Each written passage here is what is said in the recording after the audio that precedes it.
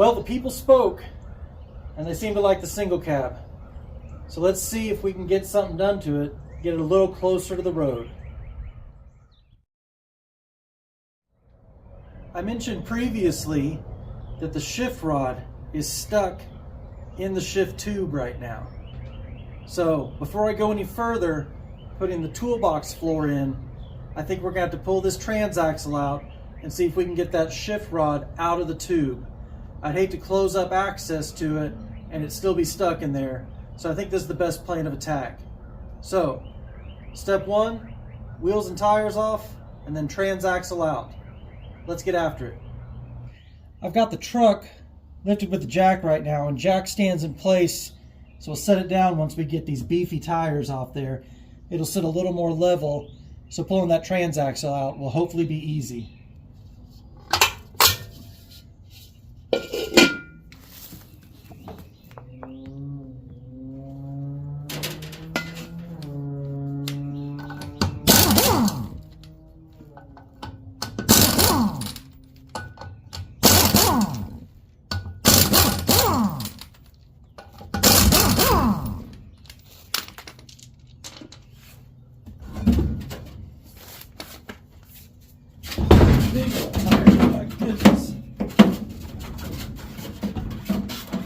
Luckily these fenders aren't in the best of shape. We might have to deflate that tire to get it out of there. So I ended up pulling the Schrader valves out of the valve stems to let those tires breathe when I was prying them out of there.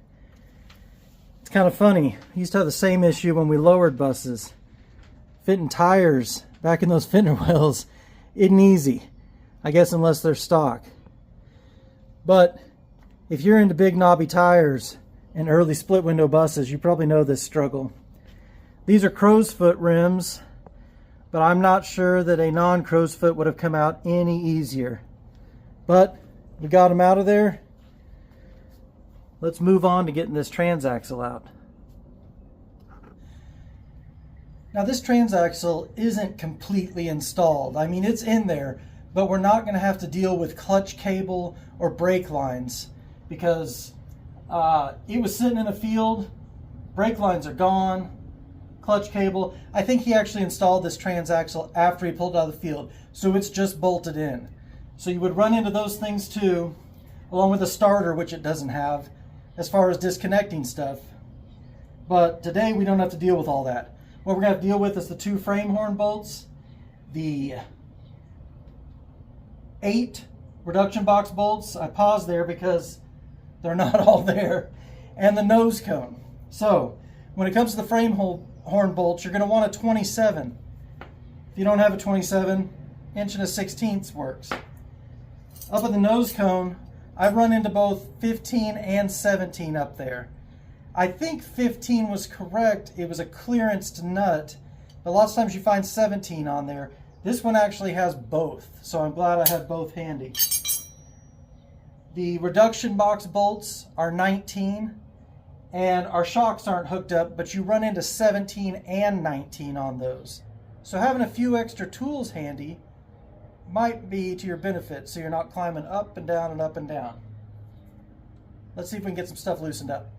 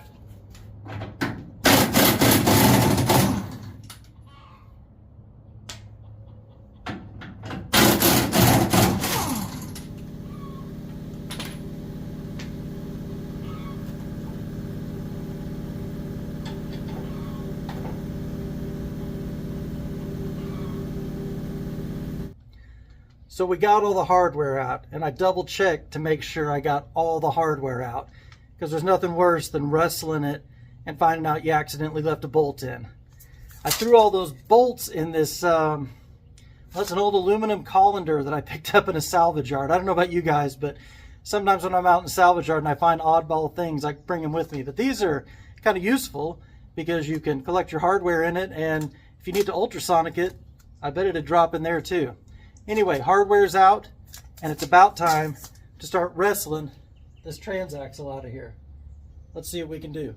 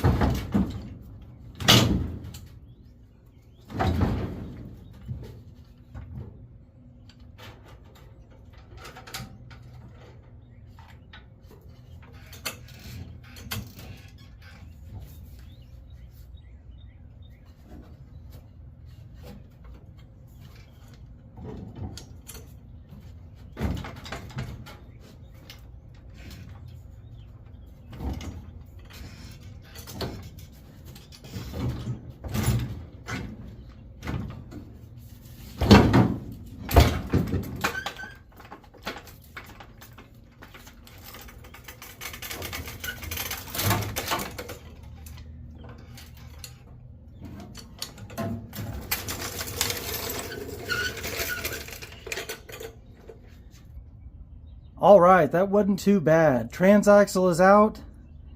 Everything looks kind of in good order back here.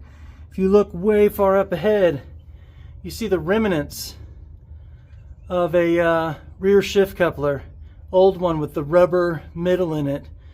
That's what we're left with back here, half of a shift coupler.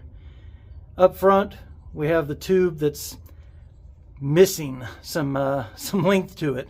So I'm going to look underneath and see how much room we have to play on the shift coupler. So there it is. That's what we're dealing with. This tube has to come out the back. It's a real struggle if you try to squeeze it out the front. It's possible, I've seen it done, but they're made to come out the back. Like I mentioned previously, you could see the fresh marks on here. I got on it with a pair of channel locks and tried to twist it, and this tube actually was twisting inside the external tube. Look really close, you might be able to see it's cracked right there. This tube is fragile. I don't know what we're going to be able to do, but what I do know is before it enters the body, I've got about 1.5 inches of 2 inches. I can try to jam it forward to see if it'll break loose. So maybe an air hammer, and maybe I won't regret that.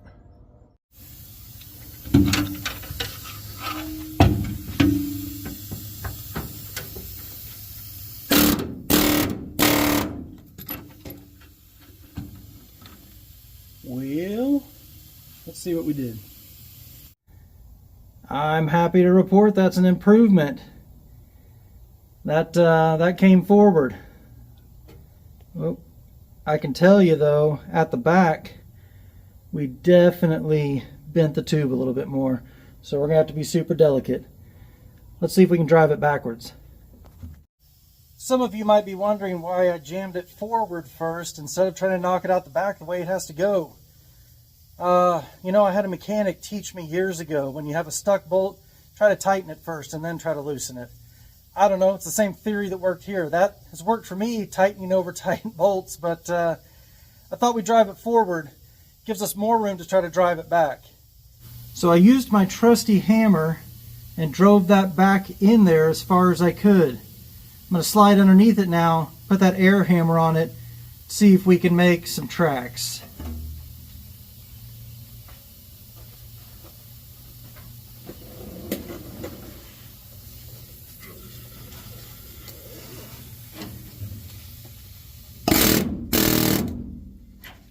Oh, it's raining rust.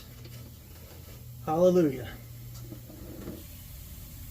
Upon inspection, I don't think we made the progress I wanted to. I think that poor rusted shift tube collapsed under that air hammer. Let's see if we can come up with a plan B. Well, after inspecting it here at the rear, I'd say it actually worked better than I thought. We've gained some ground here, but you all can see how bent that rod is. And also, God, I'm telling you, it doesn't turn, guys. That's your shift rod. It should rotate, and it's not. So, I don't know. Let me see if maybe we can pry it from the back. Well, it happened. I came back here and I thought, you know what? Drive it forward in case that cut tube is what's getting it stuck, like it's out around. And I tried to straighten this guy up so I could drive it forward, and it just popped right off. You can see how absolutely weak it was. It just tore. There's an internal sleeve there that's part of the coupler back here. Or I'm sorry, it's part of the tube that the coupler gets to. It's solid. It's welded inside there. It broke right on that side of it. That's where it was twisting. I swear in all my years of doing split buses, I have never had one with a rusty shift tube like this. This thing must have sat underwater or something. Anyway, I moved on. I got this steel rod and this here hammer, and I started plunging it into that hole and driving it forward. Let me show you what we got. So back up front, I was able to drive this tube forward enough that we have exposed this original shift bushing right here, which I'm questioning if that's part of why it's stuck. So I'm going to keep trying to drive it forward a little bit, or maybe come up here with pliers and grab it and see if I can twist it out. See if we can get that bushing off of there, and maybe it'll free up. Let's see. All right, quick update. Shift bushing is out. Got that tube driven forward a little bit more, and this crusty dude came out broken. Wonder if that's part of our problem. Possibly. Once it's off, I can get full rotation in this tube now. It's not a very good example. Let me try again. Full rotation. Anyway, trust me on that. I can even do it by hand. I don't even need pliers. Okay, so that tube is moving freer than it ever has before.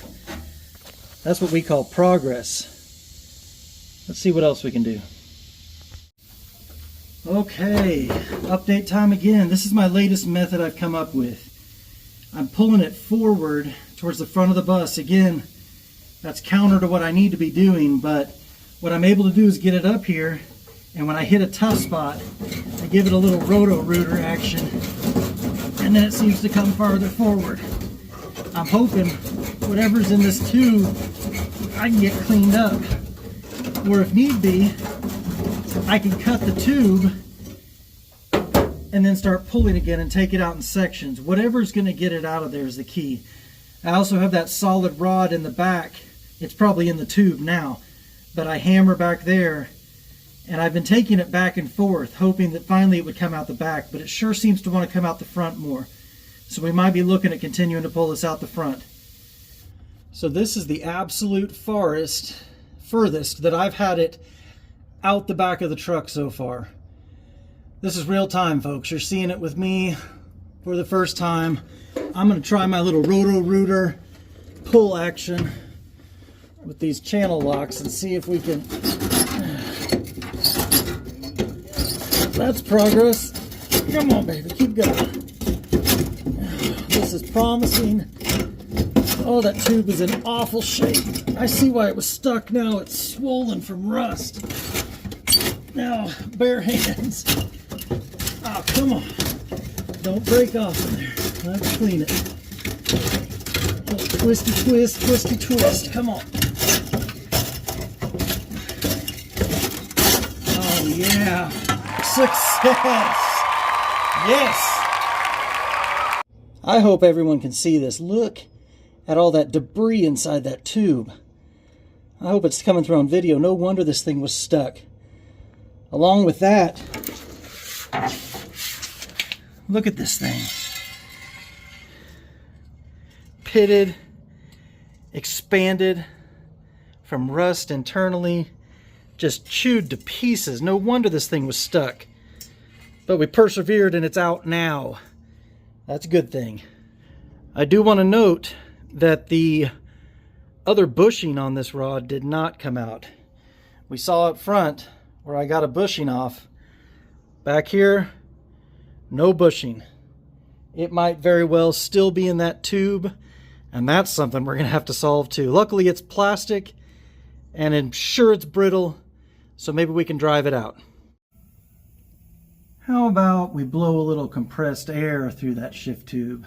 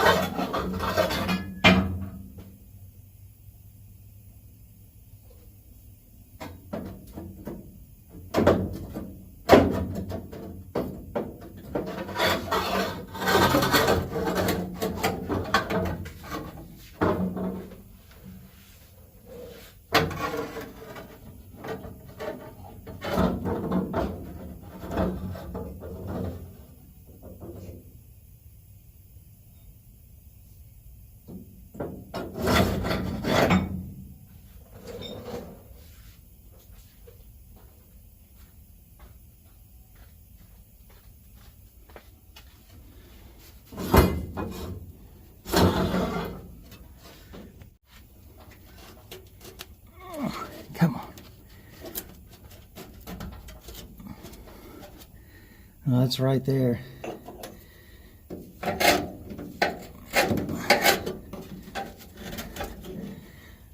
Doesn't want to let me have it.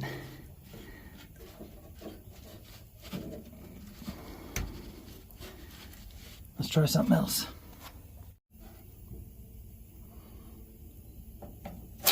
There it is.